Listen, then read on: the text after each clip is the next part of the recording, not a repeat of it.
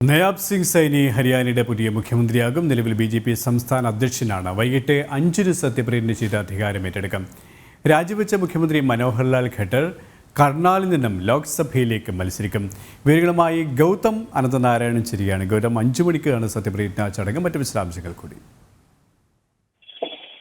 KP ഏതാണ്ട് 1 മണിക്കൂറിനകം പുതിയ സർക്കാർ നയാബ് സിംഗ് സൈനിയുടെ നേതൃത്വത്തിൽ ഹരിയാനയിൽ അധികാരമേൽക്കാൻ പോവുകയാണ്. ഇന്ന് ഉച്ചയോടുകൂടി മുൻ മുഖ്യമന്ത്രി മനോഹർലാൽ ഖട്ടർ അദ്ദേഹം രാജിക്കത്ത് രാജ്ഭവനിലെത്തി ഗവർണർക്ക് കൈമാറി. കർണാൽ ലോക്സഭാ മണ്ഡലത്തിൽ നിന്നും മനോഹർലാൽ ഖട്ടർ ലോക്സഭയിലേക്ക് ജനവിധി തേടും.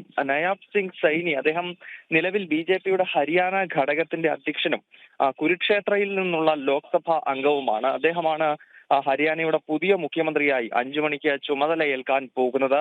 യുവമോർച്ചയിലൂടെ BJPയിലേക്ക് എത്തുകയും പിന്നീട് 2016 അദ്ദേഹം ഖട്ടർ മന്ത്രിസഭയിൽ അംഗവുമായിരുന്നു. പിന്നീടാണ് കുരുക്ഷേത്രയിൽ നിന്നും ലോക്സഭയിലേക്ക് എത്തിയത്.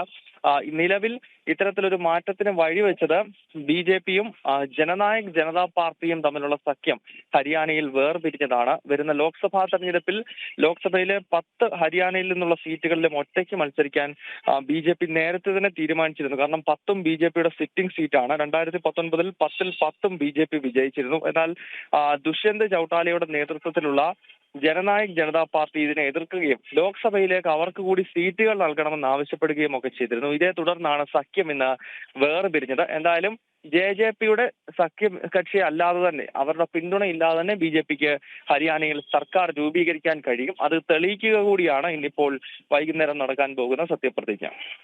ഡൽഹിയിൽ നിന്നും ഗൗതമാണ് വിശദാംശങ്ങൾ നൽകിയത്.